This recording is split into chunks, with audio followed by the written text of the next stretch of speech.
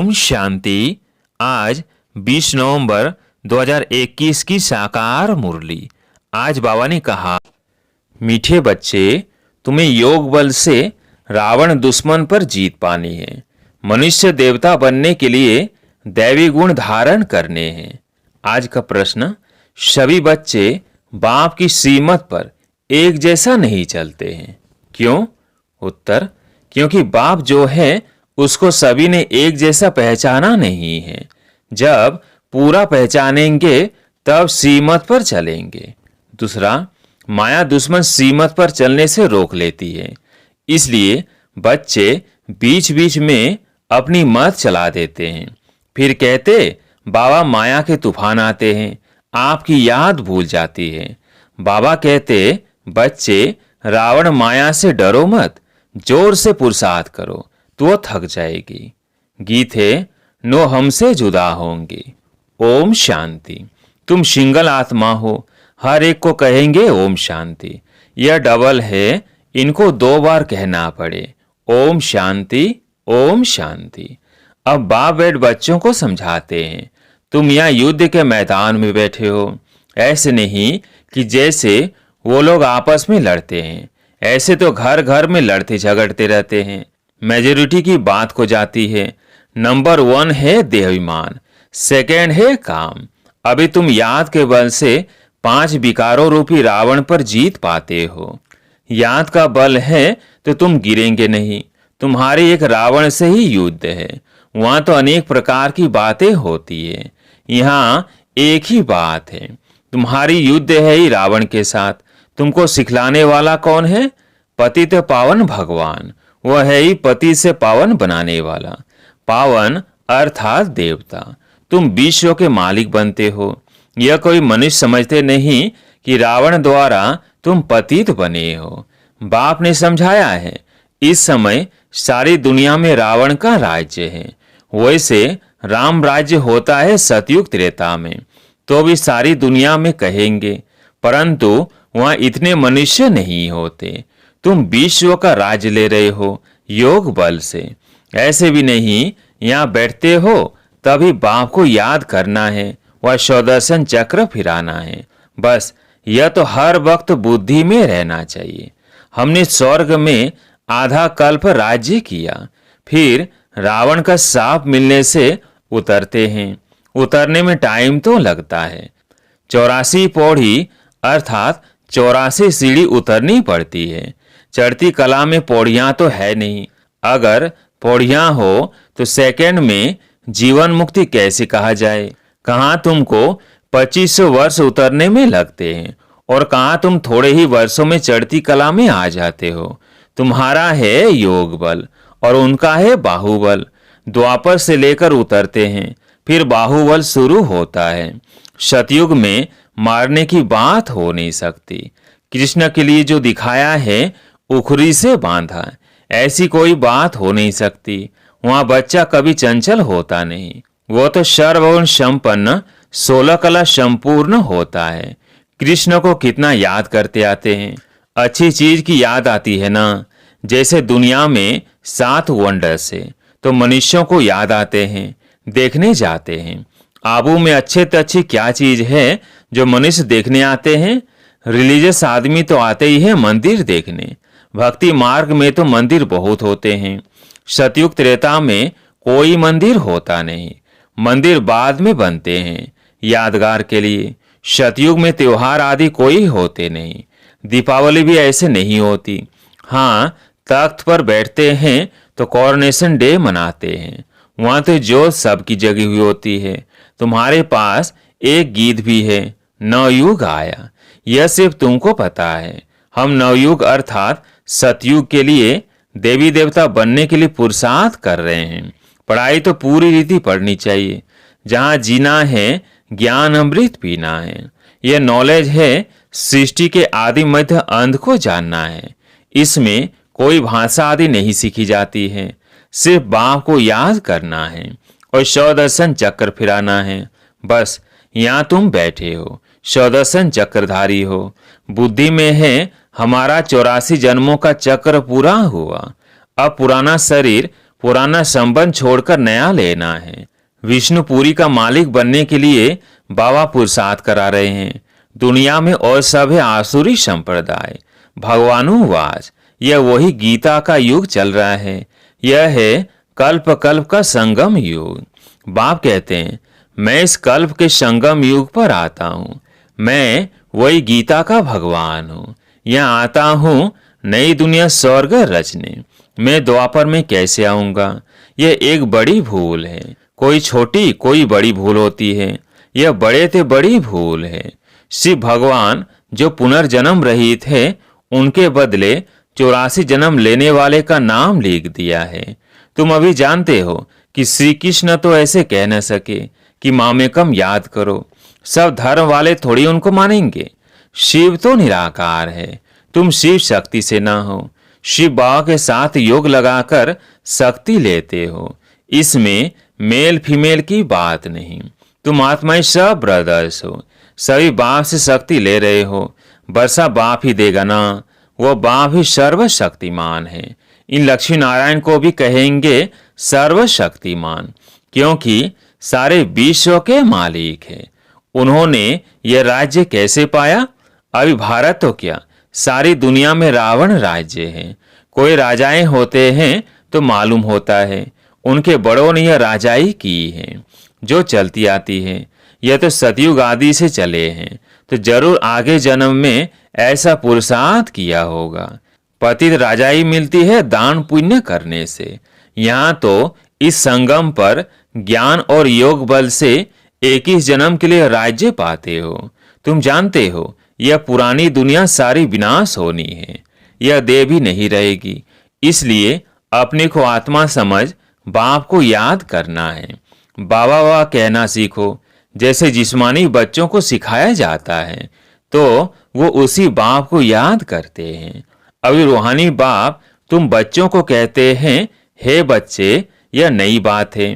बाप कहते हैं, अब मुझ रूहानी बाप को याद करो, क्योंकि वापस घर चलना है। आत्मा तो अविनाशी है, शरीर विनाशी है। तो ताकत वाला कौन ठहरा? शरीर आत्मा के आधार पर चलता है। आत्मा चली जाती है तो शरीर आग में जलाना पड़ता है। आत्मा तो है ही अविनाशी, वो बिंदी की बिंदी है। उस आत्मा को कोई भी नहीं जानते हैं।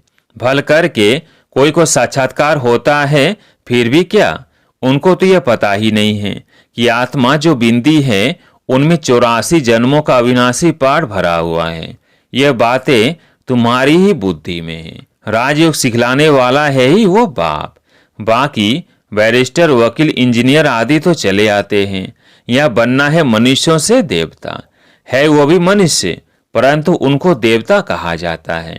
देवता अर्थात दैवी गुण धारण करने वाले। तुमको पुरुषार्थ कर ऐसा दैवी गुण वाला बनना है। यह है एम ऑब्जेक्ट। तुम जानते हो इन देवताओं में कौन से गुण हैं। ऐसा हमको बनना है। प्रजा भी होगी ना। प्रजा ढेर की ढेर बनती है।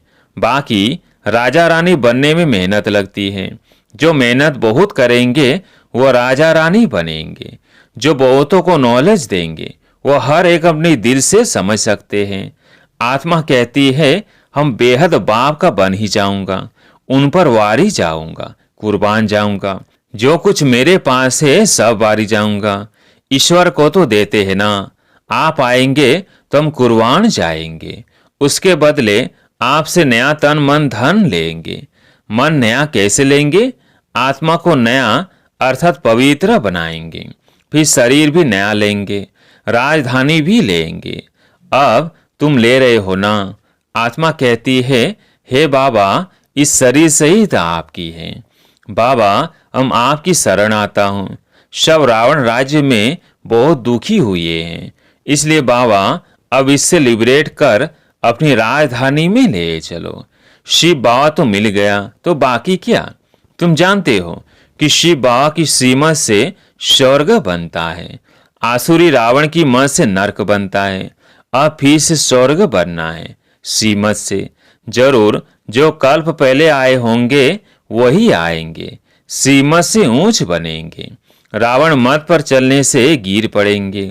तुम्हारी अब होती है चढ़ती कला।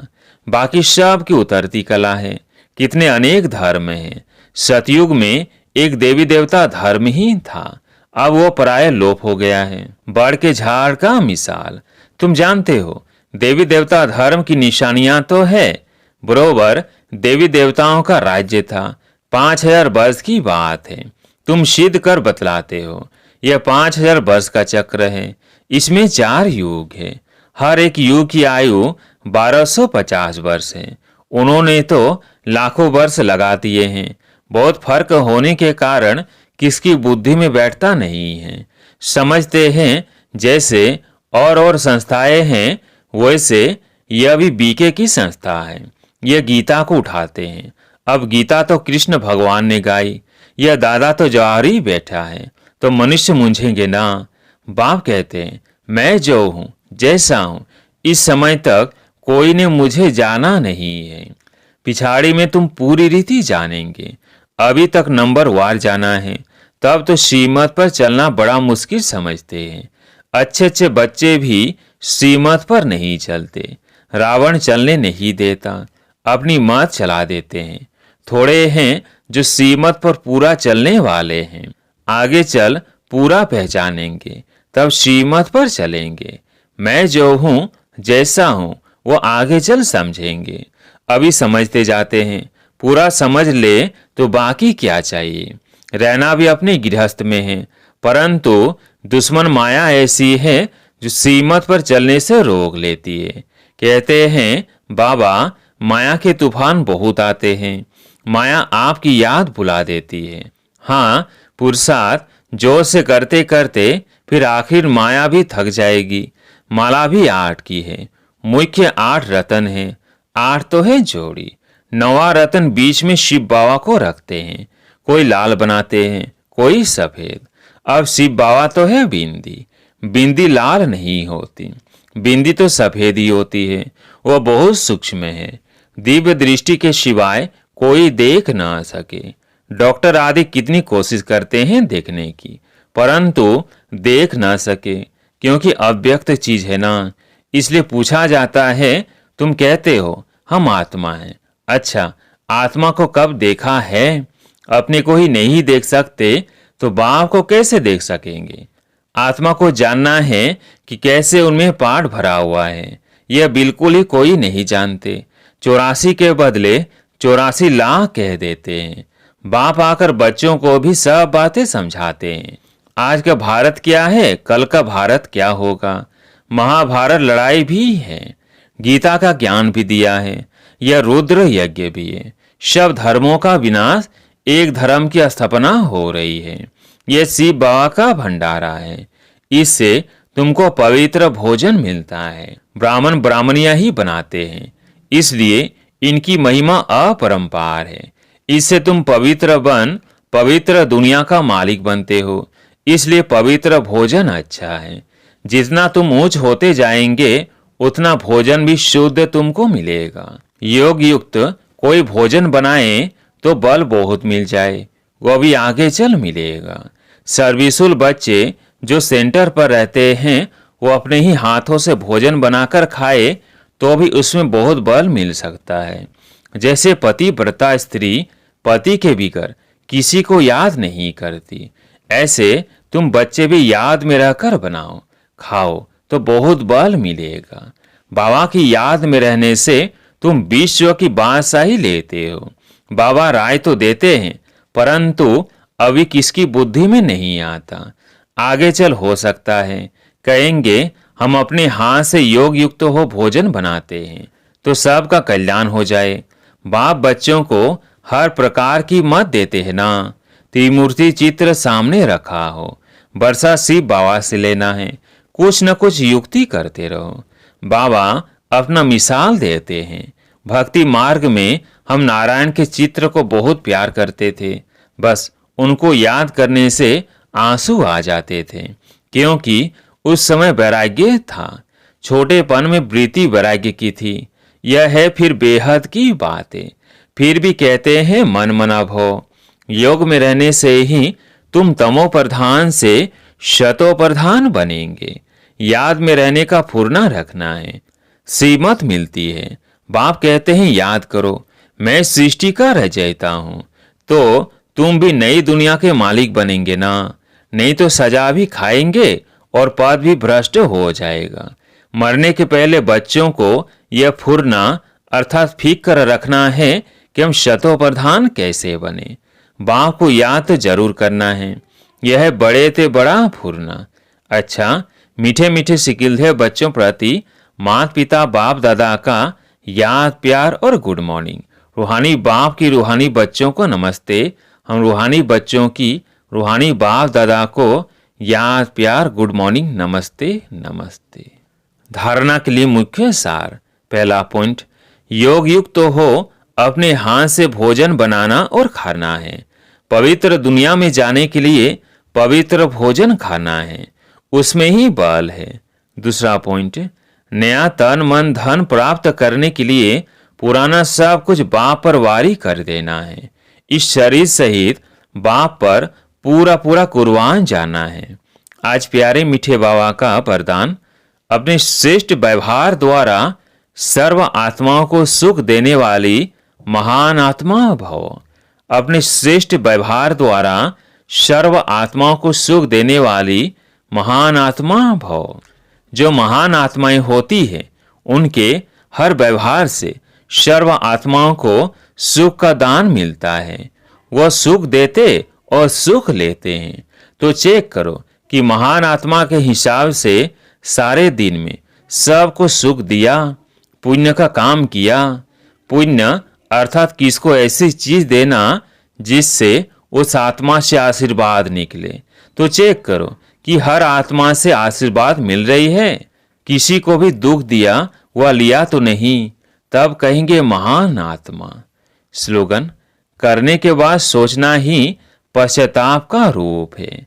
करने के बाद सोचना ही पश्चाताप का रूप है। अच्छा, ओम शांति।